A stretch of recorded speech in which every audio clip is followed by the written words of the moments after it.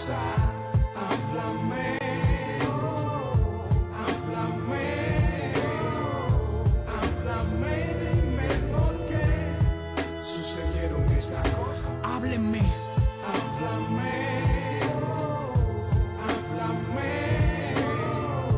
háblame, dime por qué sucedieron esas cosas. Háblame, háblame, háblame, dime por qué sucedieron esas cosas.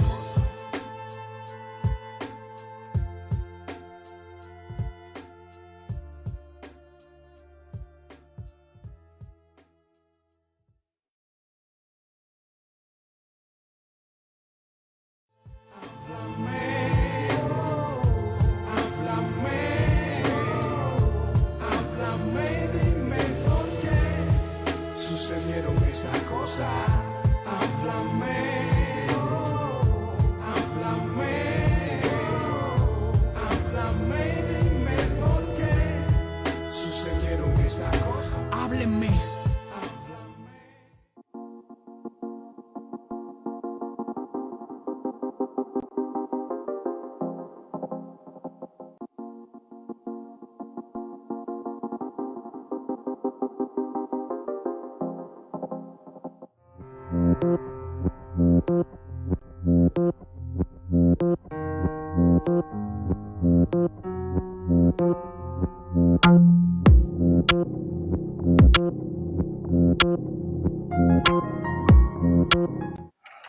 A ver cómo estamos, ¿ya?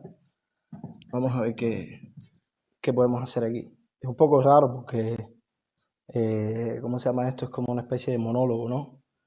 Y vamos a...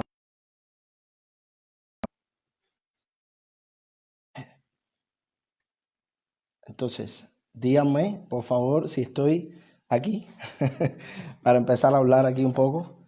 Y si se oye bien, sobre todo una de las cosas que más me preocupaba es que esto se oyera bien y que nada, a partir de eso ya poder empezar. Nada, sencillamente como hay varias pantallas, déjame, ¿cómo se llama esto? Poder, si veo una, estoy viendo uno por la computadora, tengo dos pantallas delante de mí, así que si ustedes ven que estoy así un poco de aquí a allá, es porque estoy coordinándome en esta historia. Pero bueno, nada, vamos a empezar ya.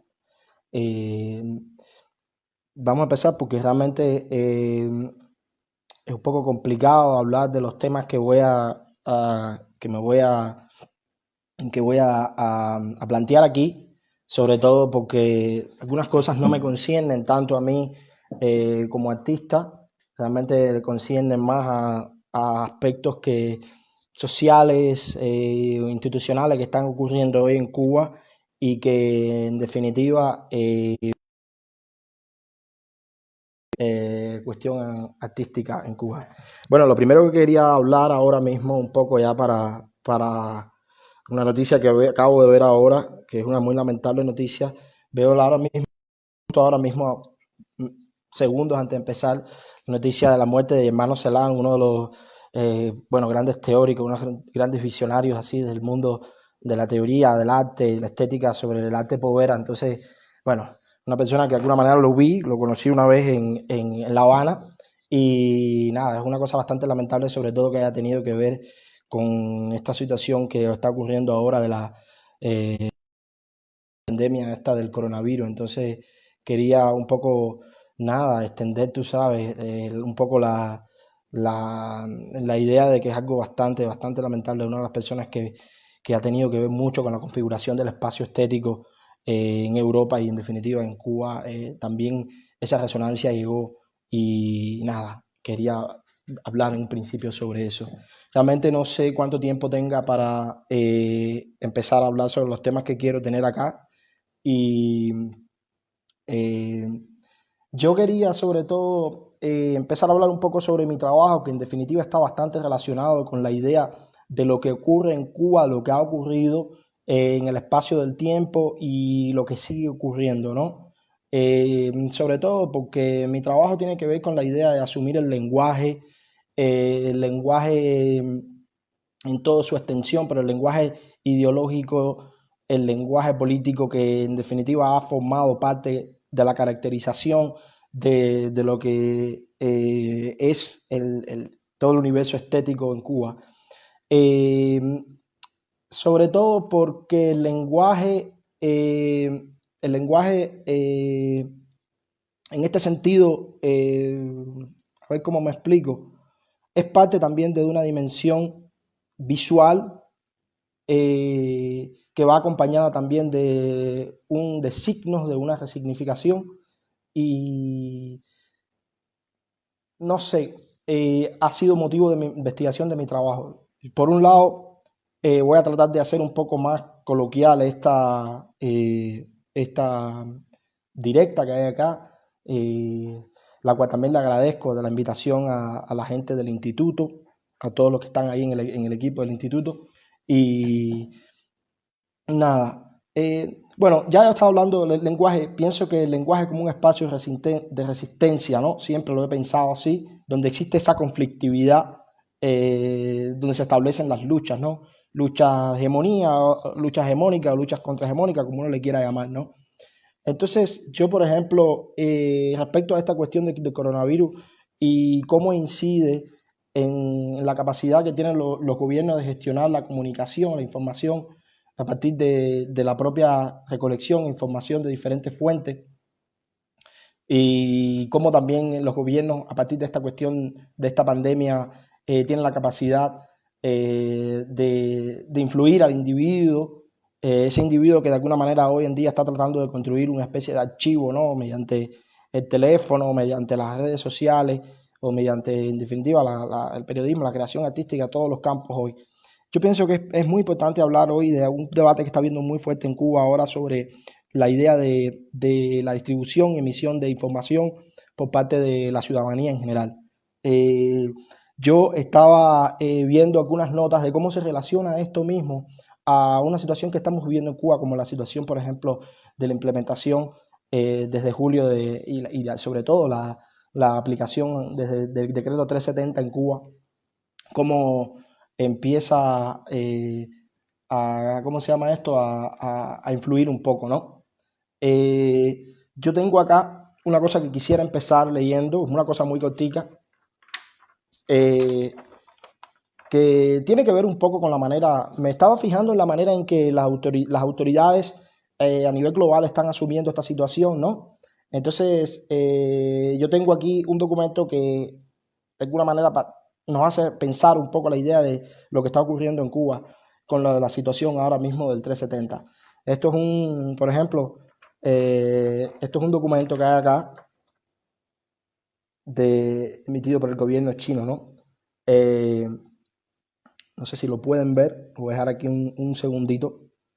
Está en chino, emitido por la República Popular China, y este documento es el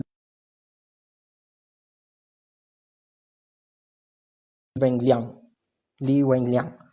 Les voy a leer, porque no sé si lo puedan leer, pero bueno, les voy a leer a ustedes un poco lo que dice este documento en español. Yo hice una traducción somera, bueno, hice una traducción literal de todo lo que existe aquí. No, aquí dice, esto es para que ustedes vayan entendiendo un poco la dimensión del costo de lo que es la falta de transparencia a nivel institucional, la falta de transparencia a nivel estatal, la capacidad de coaccionar de los aparatos policíacos y de los aparatos investigativos y los aparatos partidarios en una sociedad como China. Estoy convencido de que muchos lo han visto, pero para los que no lo han visto, lo voy a leer ahora aquí. Este documento dice, fue fechado el 3 de enero del año 2020.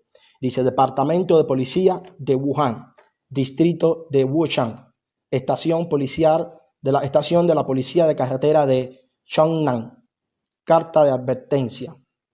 Persona advertida, Li Wenliang. Género, masculino. Fecha de nacimiento, 12 de octubre de 1986. Número de identificación personal, tachado. Dirección, tachado. Wuhan. Unidad de trabajo, Hospital Central de Wuhan. El texto prosigue diciendo: actividad legal, fecha, lugar, participantes, número de participantes, asuntos reflejados, consecuencias, etc. Publicación de información no verdadera sobre 7 casos confirmados de SARS en el mercado de frutas y mariscos de Huanan, redactado en el grupo WeChat el 30 de diciembre de 2019. De acuerdo con la ley, esta carta sirve como advertencia y reprimenda sobre la difusión de información no verdadera online. Sus acciones han quebrantado severamente el orden de la sociedad. Sus acciones han infringido la ley, violado las normas de la República Popular China sobre sanciones para la administración. Esto es un acto ilegal. Los agentes de la ley quieren que usted coopere, escuche a la policía y pare su conducta ilegal. ¿Puede usted hacer esto? Abajo, respuesta: sí, puedo. Esperamos que usted se calme y reflexione sobre sus acciones. Asimismo, solemnemente le advertimos: si usted obstinadamente persiste en sus opiniones, se rehúsa a arrepentirse y continúa la actividad legal, usted será severamente sancionado por la ley. ¿Usted entiende? Sí. Respuesta: sí. Persona advertida. Li Wenliang, 3 de enero del 2020. Es una carta que está acá y que, bueno, la traduje al castellano, al español, que uno puede advertir aquí ideas, formas de un lenguaje que nos parece muy parecido, ¿no? Así, cuando hablan de advertencia, carta de advertencia, cuando hablan de arrepentirse, cuando hablan de ciertas palabras que son muy similares a lo que nosotros conocemos, porque en definitiva pertenecen todo a un vocabulario que se ha gestado dentro de esta instrumentación del socialismo, del comunismo de Estado, comunismo institucional, como ustedes quieran llamarlo. Y es interesante hacer una examinación sobre esto, porque en definitiva mi trabajo trata de entrar a hablar sobre esta idea de lo que es el lenguaje desde la perceptualidad o representacionalidad, la producción y reproducción, la reproductividad que tiene el poder cultural y político, en este caso en Cuba, las microtácticas, que en definitiva son tácticas del lenguaje que se emplean y que crean toda una instrumentación, ¿cómo se llama esto? En prácticas que son realmente prácticas punitivas que se emplean primero en el lenguaje y después van a la realidad, ¿no? Yo en ese sentido quería hacer un examen, ya que se está hablando tanto de esto, y verlo de cómo uno lo puede examinar desde el punto de vista creativo, un examen visual. Yo me pongo a mirar muchísimas veces, por ejemplo, la Constitución, el Código Penal, la Ley de Procedimiento Penal, los decretos como los que más nos han influenciado y que tienen que ver con la libertad de opinión e información, como este del 349, el 370. Yo me pongo a verlo en bloque, me pongo a ver estas cosas como si fuera un dibujo, si ustedes lo ven como un dibujo, y si ven también el uso de las terminologías como una especie de imagen ya corporizada en sí mismo. Y me pongo a ver términos, por ejemplo, como este mismo de peligrosidad social predilectiva, el mismo término de política cultural de la revolución, las cuestiones que, por ejemplo, se emplean en el 349, cómo se estructura la visualidad simbólica de esto. Por ejemplo, me pongo a pensar y me llamó mucho la atención haciendo una cuestión comparativa entre el 349 y el 370. Por ejemplo, el 349 tiene una situación que es cuando él empieza como texto en sí, en su artículo número 1, al momento, introduce el término regulación. O sea, empieza hablando ya desde su artículo número 1 en lo que es la regulación. Sin embargo, esta cuestión en el texto del 370 no surge hasta el artículo 68, o sea, tuvieron que pasar 67 capítulos más allá para que empezara a hablar de eso. Pero en el 349 evidentemente empieza diciendo algo así como contravenciones de las regulaciones en materia de política cultural sobre la prestación de servicios, servicios artísticos. Y ahí después empieza a hablar en la caracterización que hace abajo de los incisos, en lo que es el lenguaje vulgar, obsceno, en los más desarrollos de la sociedad en materia cultural. Y por supuesto que uno empieza a entender esto como una cosa muy extraña que tiene que ver con la capacidad interpretativa, el marco interpretativo que se le da a esto. Es decir, primero que todo está dentro de una situación fáctica, pero también entra en cuestiones de interpretación. Es decir, me doy cuenta que están como que jugando un poco en el campo de lo simbólico, en el campo semiótico, que es algo en lo que yo, por ejemplo, me he pasado la vida entera estudiando y no entiendo porque algunas veces se refieren a una cosa no sé, de alguna manera un poco tan abstracta, que es llevarlo todo al campo también de la estética, ¿no? También uno, por ejemplo, yo me pongo a ver, yendo y viniendo entre 349 y 370, me pongo a ver, por ejemplo, cómo en el 370 es muy curioso, cómo aparecen 7 veces en el artículo y al final en su disposición especial los términos Ministerio de las Fuerzas Armadas y Ministerio del Interior. Bueno, por supuesto que el Ministerio de las Comunicaciones también, pero 7 veces aparecen estas palabras, cosa que me hace a mí un poco pensar en el carácter civilista o no de estos decretos, ¿no? Cuando yo veo que ha habido una tradición que es bastante nefasta en América Latina, como la tradición ministerial o de las Fuerzas Armadas, ¿no? 7 veces, como ya les decía, aparece en el artículo 7, aparece en el artículo 47, aparece en el artículo 50, aparece en el artículo 51, aparece en el artículo 52, aparece en el artículo 60 y al final en una disposición final, de una disposición especial, como le dicen ellos, ¿no? Como está escrito ahí, ¿no? Entonces a mí me llama un poco la atención la instrumentación de este lenguaje coercitivo, cómo empieza a funcionar ahí como una cosa que se entiende completamente como algo normalizado dentro de nuestra sociedad o de la sociedad que sea, y cómo esto tiene una configuración ahí a lo que es las prácticas de la realidad, ¿no? La idea de que aquí se ve algo muy sospechoso, ¿no? Uno empieza a ver cuestiones sospechosas que tienen que ver con la falta de transparencia, como mismo decía en el inicio, ¿no? A ver, es que estoy leyendo acá un poco. A ver, estoy leyendo. Si tengo que, perdónenme que he empezado a hablar y no he dicho que me hagan preguntas, que compartan, sobre todo, que empiecen a compartir, porque en definitiva es bueno que la gente de alguna manera empiecen a ver esto. Bueno, vuelvo al tema. La idea de que desde la representacionalidad uno pueda cuestionar un poco esto, cuestionar un poco qué ocurre a la hora de utilizar este tipo de terminología. Es algo que uno debe pensar sobre todo que esto no es nada nuevo, que ha existido una especie de recirculación de estos términos desde hace muchísimo tiempo y que hay que también conocer muy bien los fundamentos históricos de estas terminologías y que hay que sobre todo poder constatarla con cuestiones que han pasado en otros tiempos, ¿no? Porque muchísimas veces la gente lo que pensaron es que esto que iba a ocurrir en Cuba a partir de la nueva Constitución iba a airar un poco más la situación de los derechos que tenía el ciudadano y los derechos que también tenía el Estado para con la ciudadanía.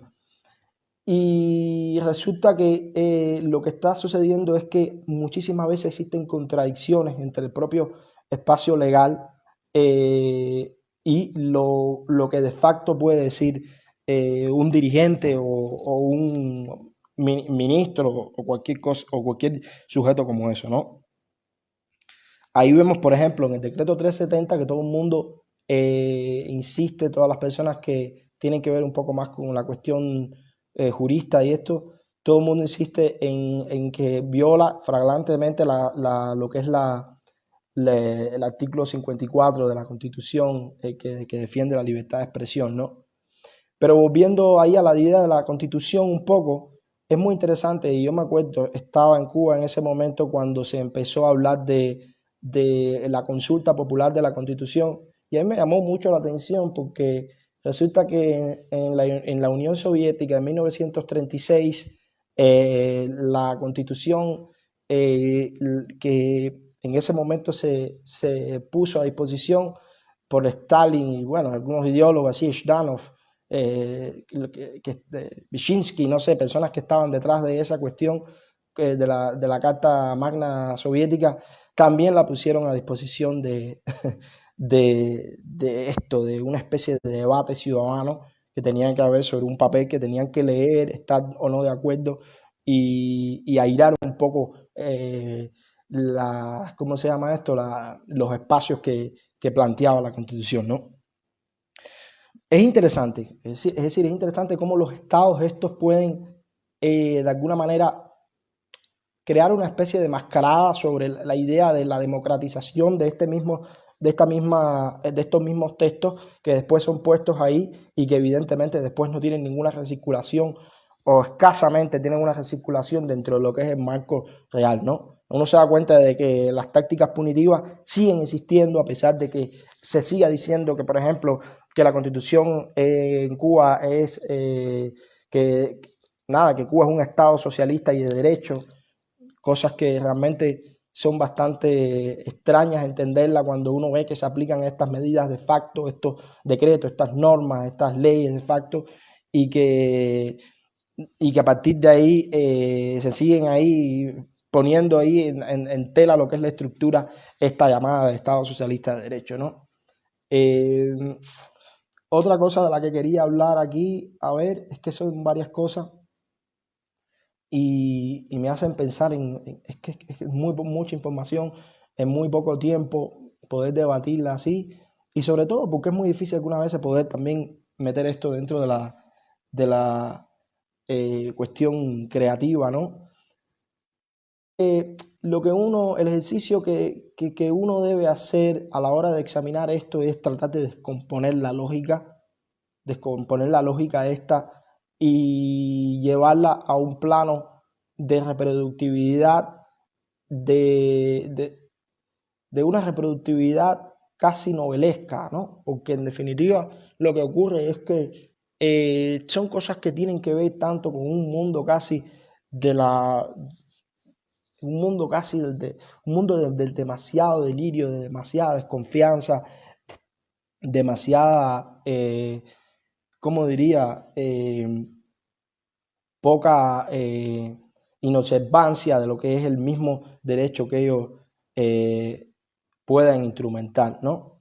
Entonces, yo me recordaba de una frase de Brecht que hablaba sobre esta cuestión, él decía algo así como que si el gobierno ha perdido la confianza en el pueblo, quizás debería disolver el pueblo y elegir otro, ¿no? Algunas veces yo pienso que son cosas así las que ocurren, una voluntad de disolver la estructura ciudadana para imponerle un orden sobre eso. Yo realmente puedo ver atisbos de esto que ocurren que ocurren desde el Estado cubano, que son sencillamente, como decía ahorita, un vocabulario o microtácticas que sí se entornan y sí se ponen absolutamente como tácticas totalitarias.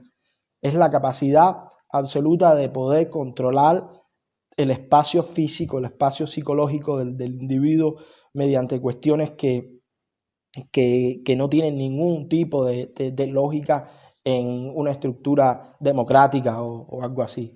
A mí me llama mucho esto la atención porque entras completamente a vivir en una situación de desprotección absoluta y de, ¿cómo se llama esto? Y de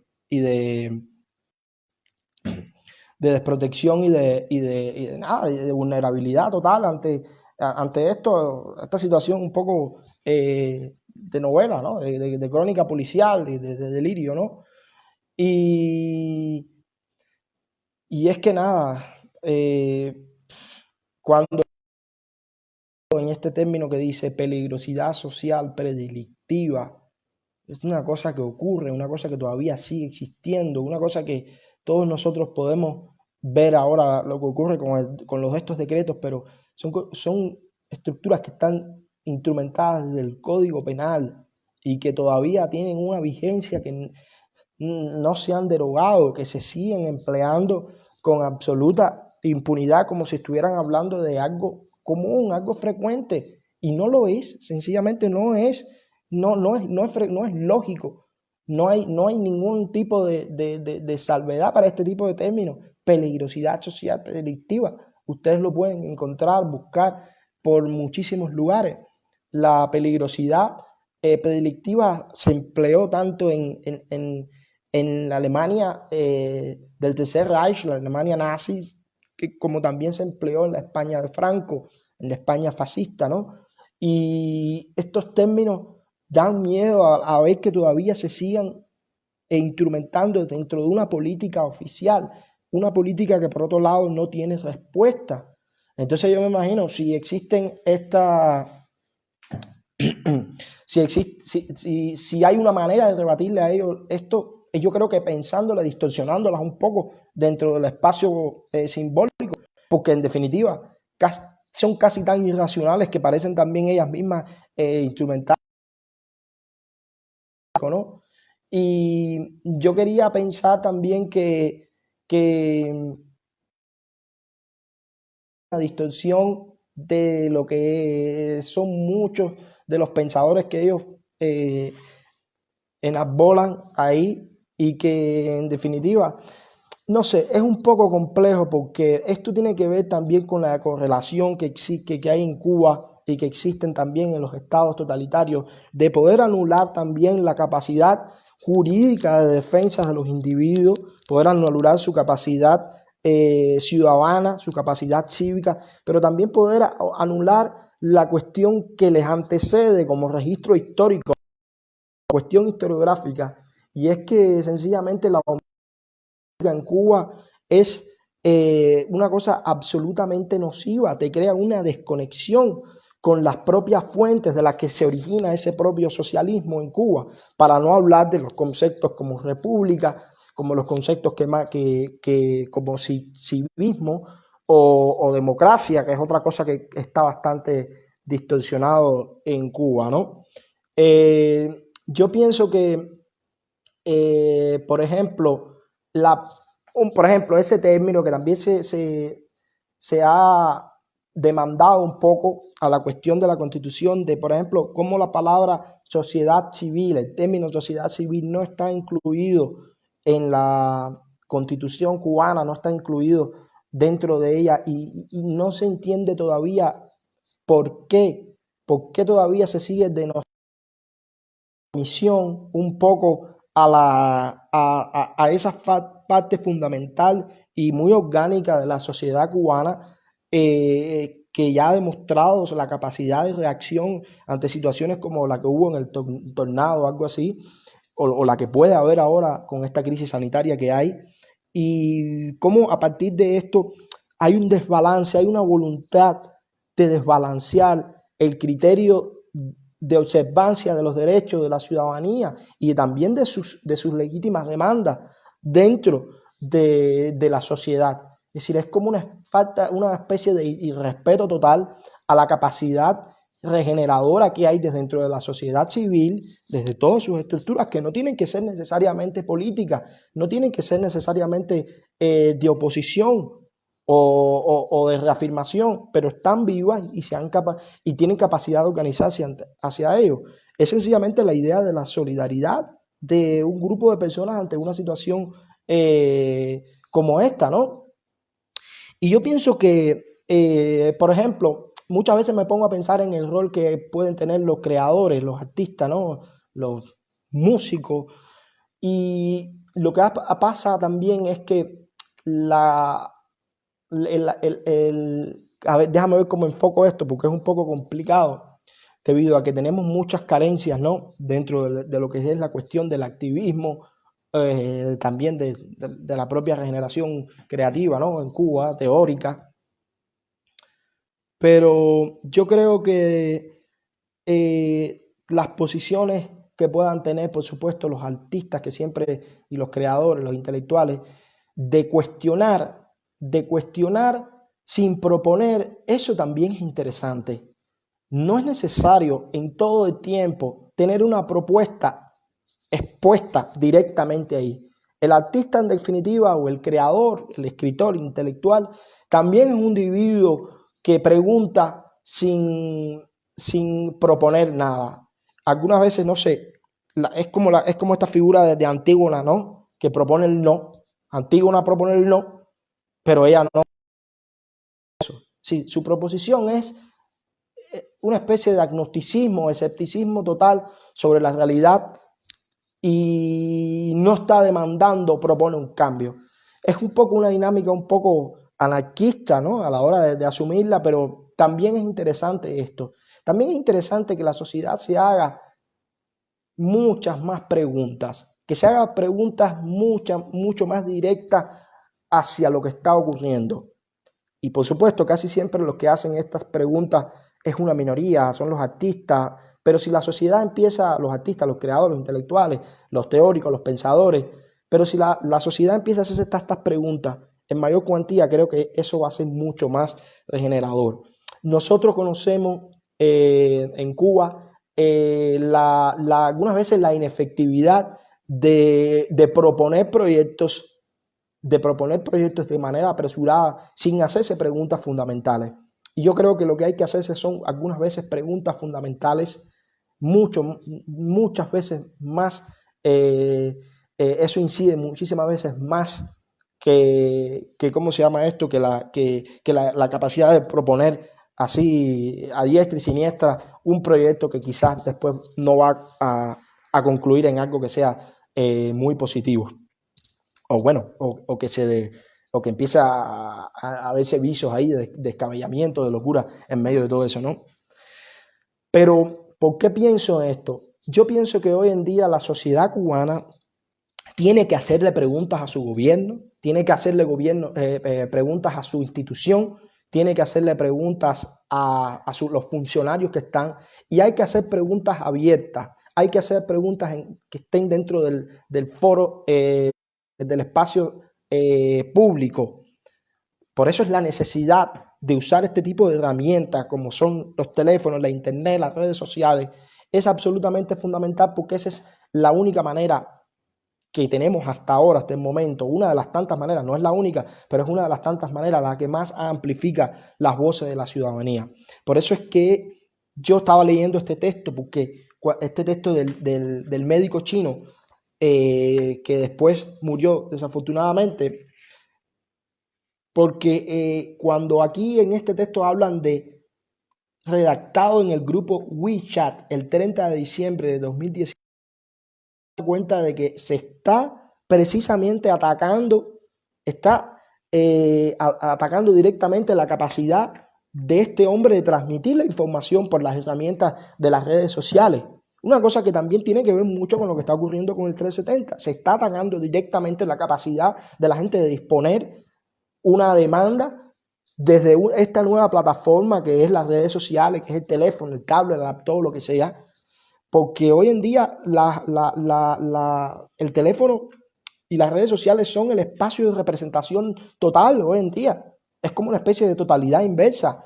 Ahí son capaces de manifestarse, por ejemplo, los escritores, los cineastas, los fotógrafos, los artistas, los activistas, los ecologistas, todos los políticos, los disidentes culturales, los que sean. Y hay una capacidad desde las redes sociales hacerle preguntas, de demandarle directamente a su Estado, sea legítimo o ilegítimo, el que sea, pero hay una capacidad de darle a ellos. Lo que pasa es que algunas veces el diálogo se interrumpe porque precisamente no se establece desde el lado de allá hacia acá.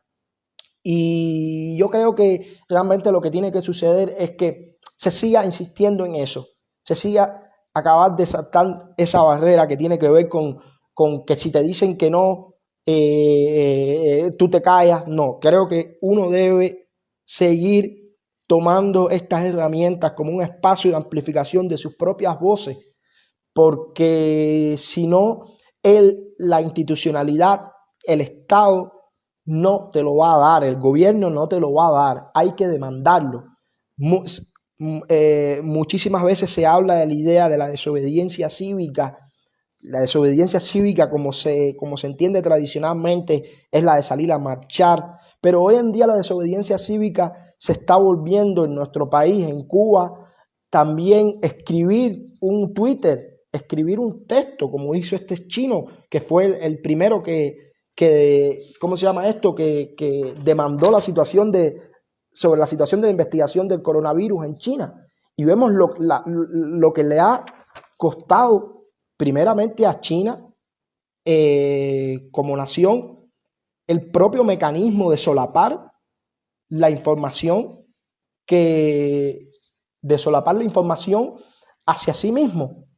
Es decir, de alguna manera las propias tácticas y metodologías de la funcionabilidad del Estado se han vuelto también las propias tácticas de destrucción, ¿no? de esa propia institucionalidad, ¿no? O no, quién sabe, o no. Quizás ellos puedan instrumentar una cosa ahí regenerativa, no sé. Pero en definitiva, estamos hablando de un problema que viene por un desconocimiento absoluto, un desconocimiento en primera instancia de lo que es la transparencia, y nosotros en Cuba estamos sufriendo de una situación igual. ¿Cuántas personas en Cuba no tienen cartas de advertencia? ¿Cuántas personas nosotros conocemos que la seguridad del Estado es lo mismo que le dijeron a este hombre? Es decir, ¿cómo es que dice aquí? Que desista, que no saque más información, ¿cómo se llama esto? Información falsa, que ellos le dicen aquí información no verdadera, que está violando la ley, que está violando normas aplicadas, que está violando la ley de sanciones, y que le siguen insistiendo en que eso es ilegal. ¿Cuántas personas nosotros no conocemos que le siguen diciendo que estas cosas son ilegales? Y son reportes que siguen ocurriendo lamentablemente y van a seguir ocurriendo mientras ese gobierno no encare que precisamente su propia disfuncionabilidad política es la que está llevando a que ocurran muchísimas veces este tipo de cosas. Cuba, por tradición, responde al mundo occidental. Tenemos una tradición europea muy fuerte dentro de nuestro sistema legal, dentro de nuestro sistema institucional. Y yo creo que algún día tienen que acabar de entender que hay que realmente recobrar esos valores occidentales que tienen que ver con la idea de la humanidad, valores humanos.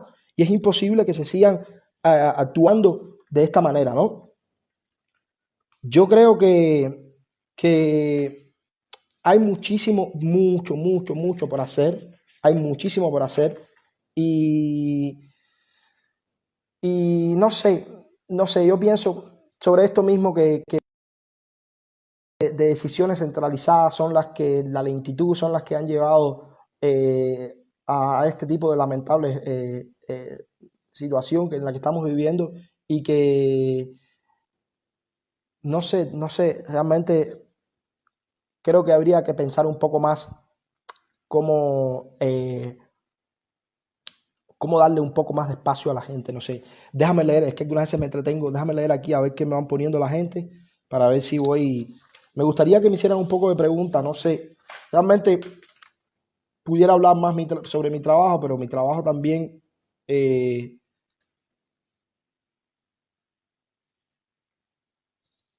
puede, a ver, estoy leyendo acá.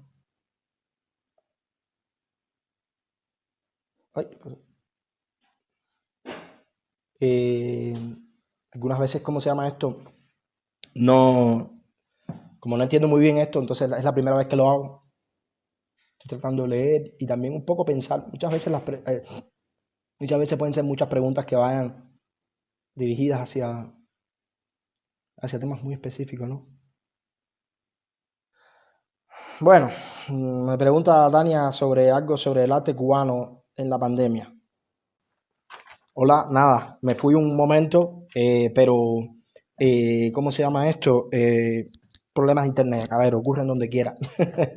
Eh, no sé, vamos a ver si continúo un poco lo que estaba hablando, ¿no? Yo me puse a hacer una vez, a partir de todo esto que estaba ocurriendo, me pongo a pensar un poco en la idea de que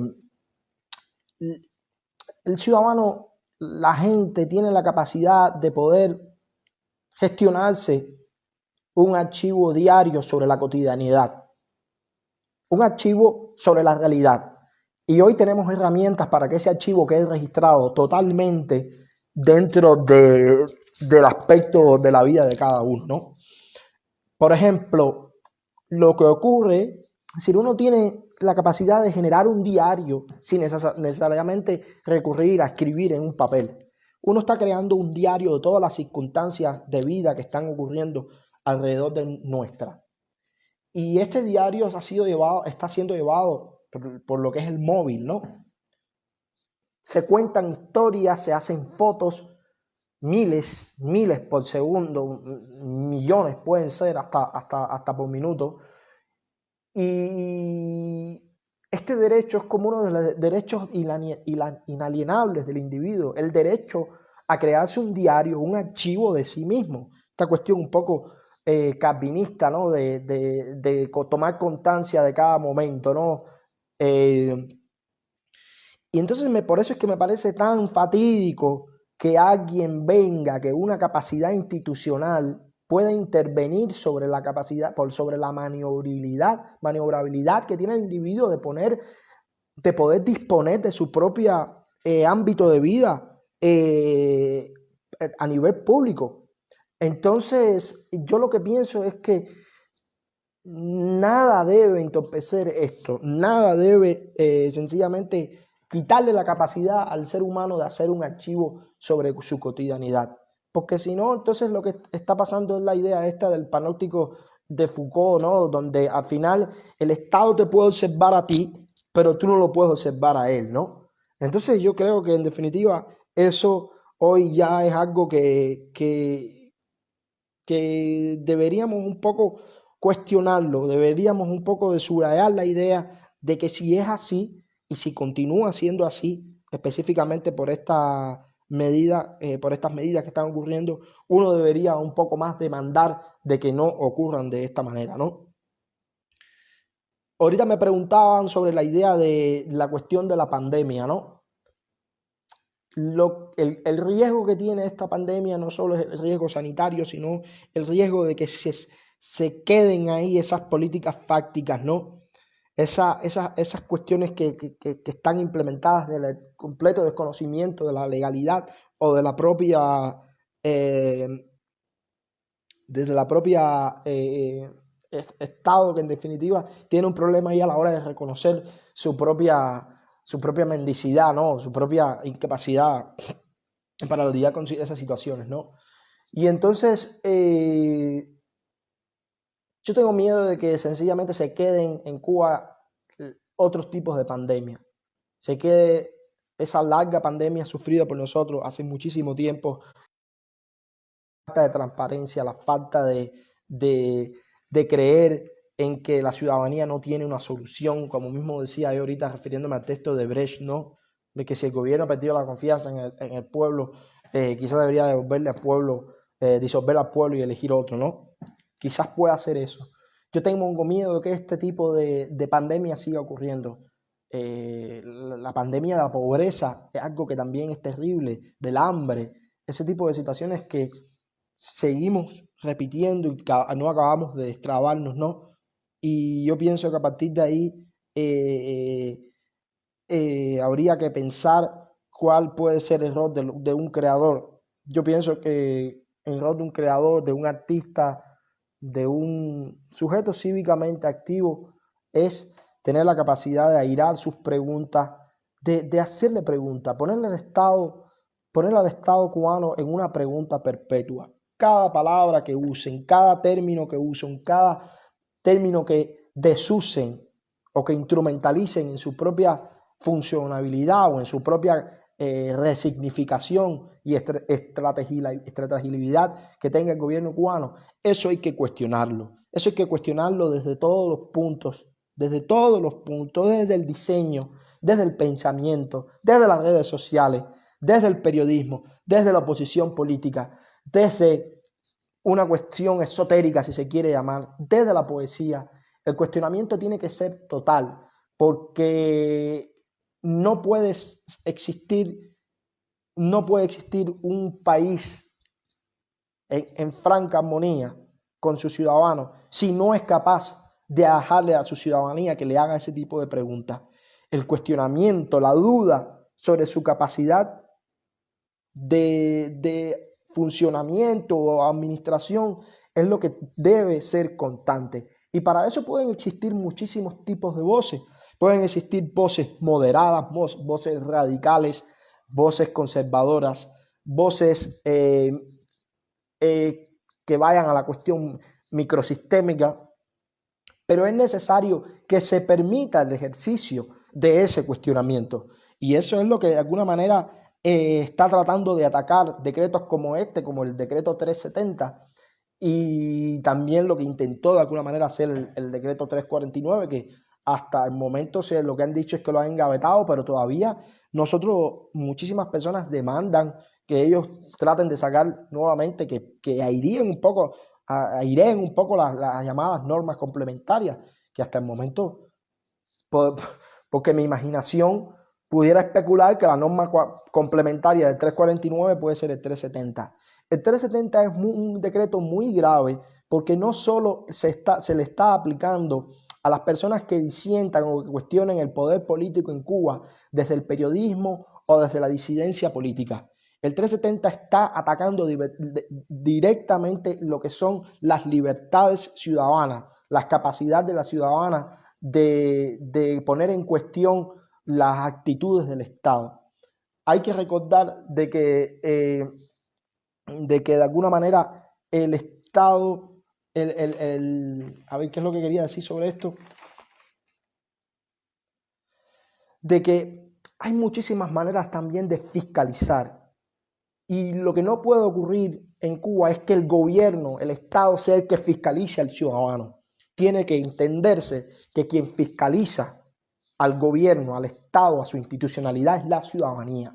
Ella es la que debe ser perpetuamente un comité observador sobre la funcionabilidad de los derechos, de sus propios derechos y la funcionabilidad administrativa de la institucionalidad hacia el entorno de la ciudadanía. Por eso es que yo vuelvo a pensar la idea del cuestionamiento. Y el cuestionamiento se hace desde cualquier tipo de estructura, como ya decía. Y yo pienso que, aunque no todos los artistas deriven sus propuestas hacia la cuestión, ¿cómo le diríamos? Hacia la cuestión indagatoria sobre la obrabilidad de la institucionalidad o del Estado.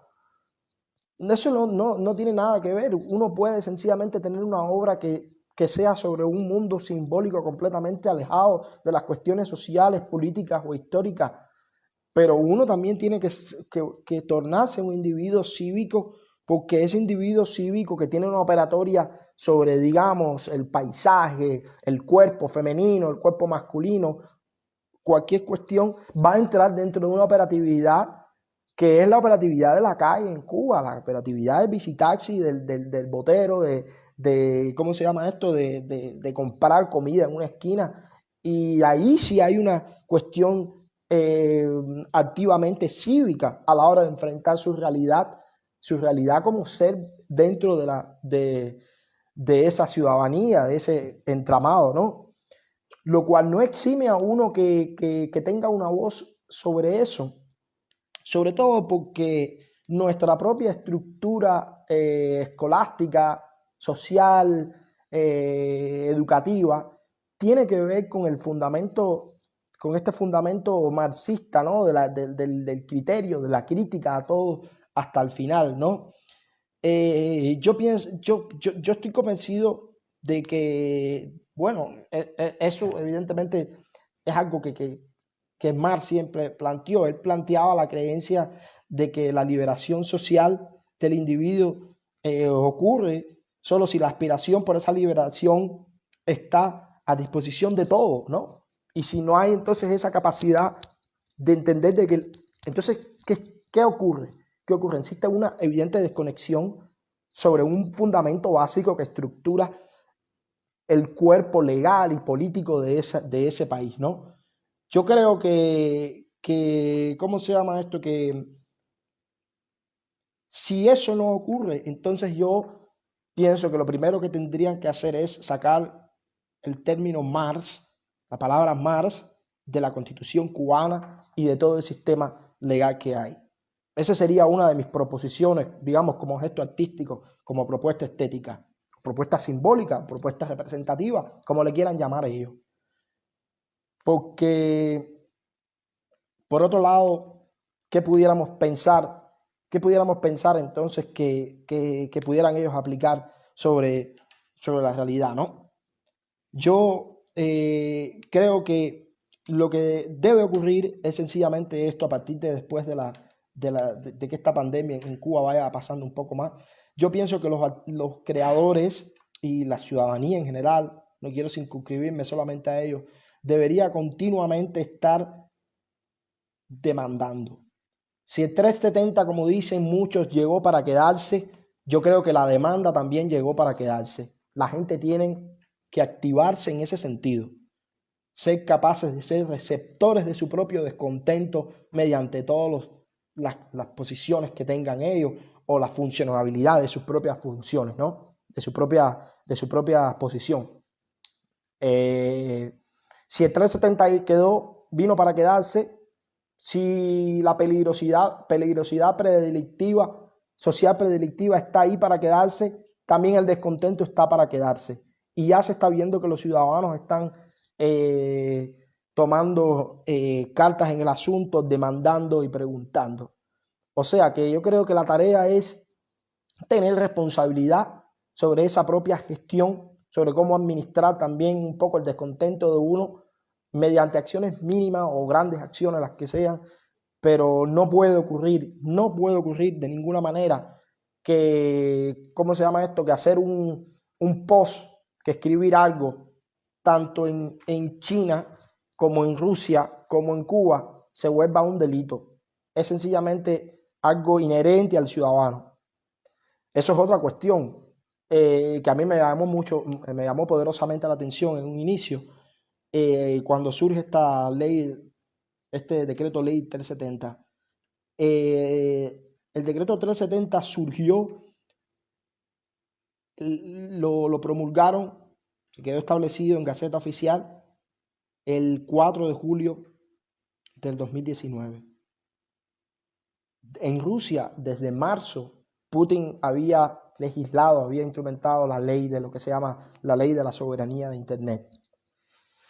O sea, aquí también existe esto que yo he descubierto un poco en mi trabajo, cómo la operatividad de terminologías y el funcionamiento de las estructuras básicas de la institucionalidad en Cuba tampoco ni siquiera es capaz de ser original, siempre está copiando otras estructuras, como los mismos términos que se usaron en los años 60 y 70, como el mismo término marxista-leninista que fue promulgado por primera vez en la Constitución de Stalin de 1936.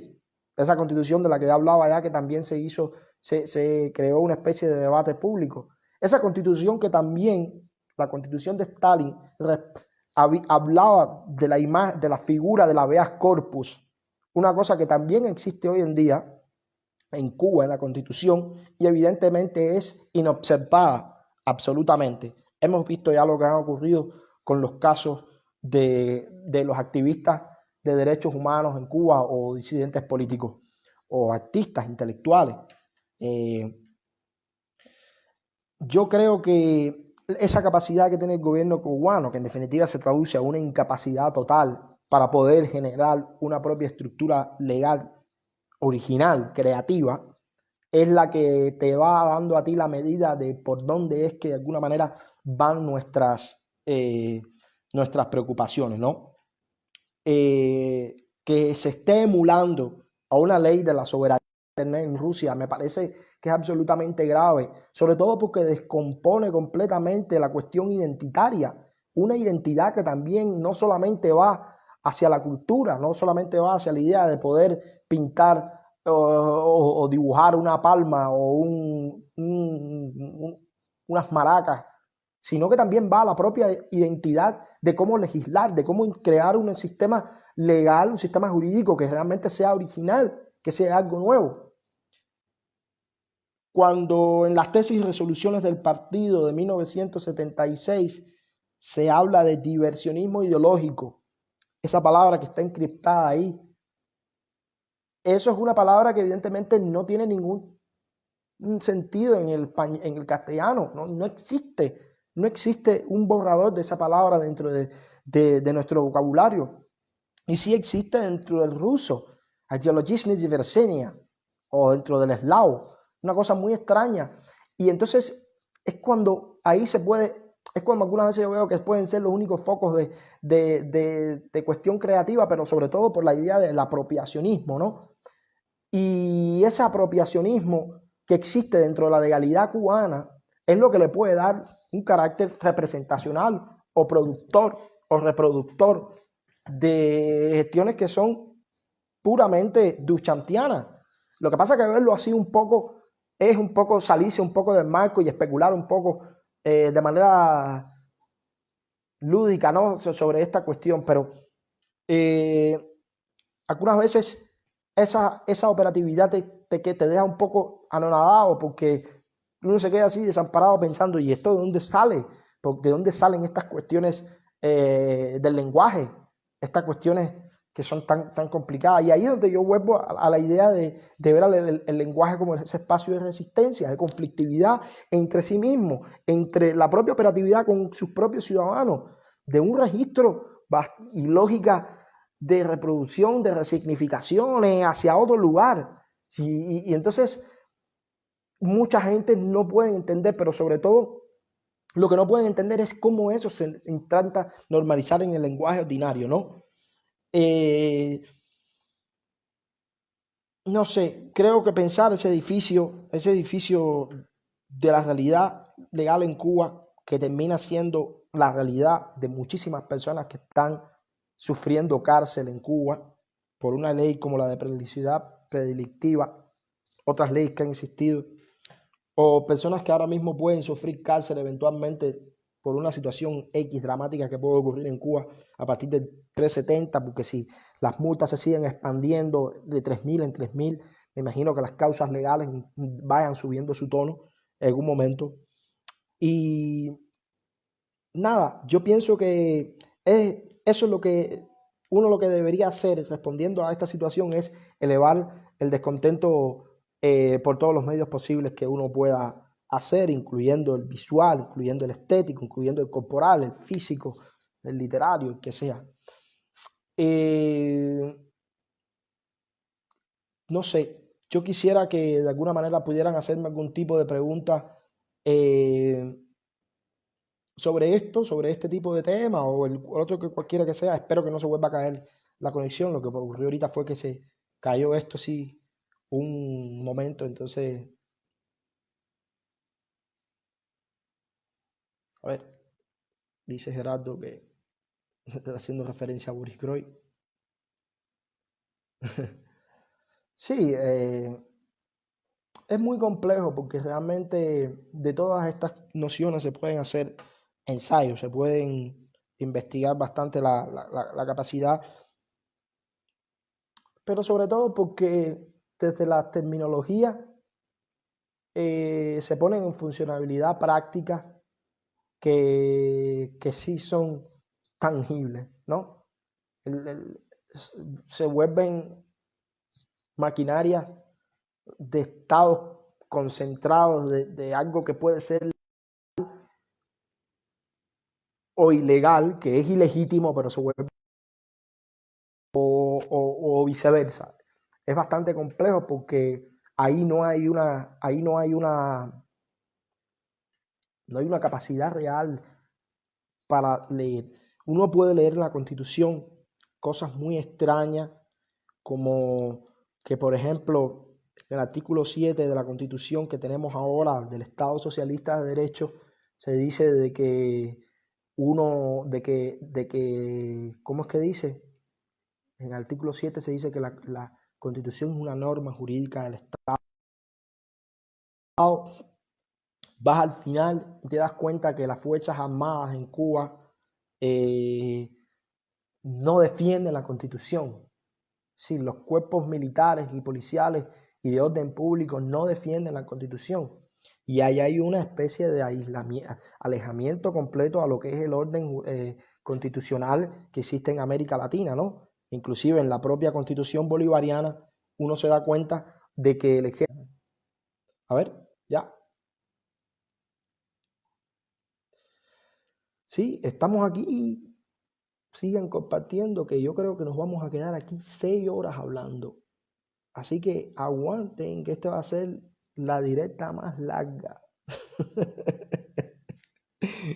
Nada, pero bueno, puede ser que sean 6 horas, depende. Yo tengo que tomar agua, no busqué un pomo de agua ni nada, pero es lo que les toca. Hay tantas cosas que decir, porque evidentemente la carencia de tantos aspectos en nuestra vida diaria en Cuba, en nuestra vida estética, en nuestra vida social, es tanto la carencia de cosas que existen, que en definitiva... Espera, déjame tomar un poco de agua. Gracias.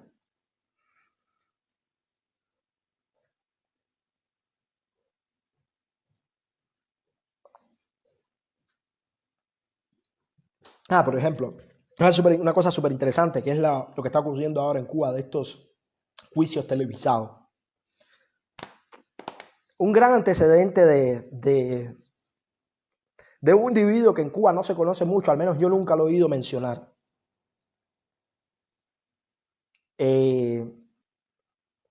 Vyshinsky. Busquen este personaje.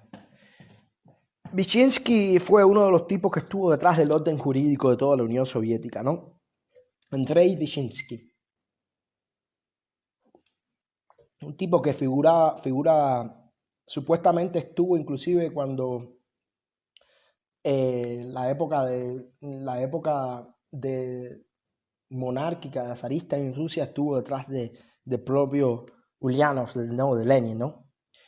Y Vyshinsky es uno de estos tipos que empezó a tomar la palabra en los juicios que se hicieron en 1934, 1936. Y también estuvo en parte encargado de hacer la sección jurídica, la sección legal de la Constitución Soviética de 1936, ¿no? Me recuerda directamente esto porque cuando uno ve juicios públicos ejemplarizantes, lo único que te puede recordar es esto. Sobre todo porque no hay una capacidad de contestarle a este tipo de situaciones donde inclusive la prensa oficial toma el papel de inquisidor o de fiscal a la hora de no proponer nunca lo que es la presunción de inocencia mediante su juicio, ¿no? Es algo absolutamente insólito, algo que nosotros seguimos arrastrando de lo que es el lenguaje soviético, las metodologías soviéticas, esta metodología de alguna manera reprimir simbólicamente al sujeto de esta manera. Uno pudiera pensar que es algo de una novela, pero lamentablemente son cosas que están funcionando en la realidad, ¿no? Y es muy preocupante que este tipo de situaciones sigan ocurriendo hoy en Cuba, ¿no?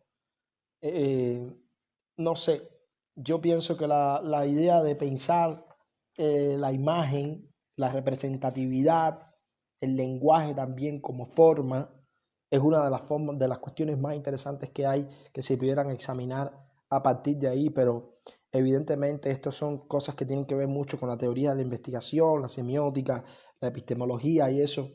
Y no sé si la gente esté un poco, la ciudadanía o la gente está un poco dispuesta a entender este tipo de cuestiones. No sé qué es lo que pasa, si es que no han habido más preguntas o es que de alguna manera eh,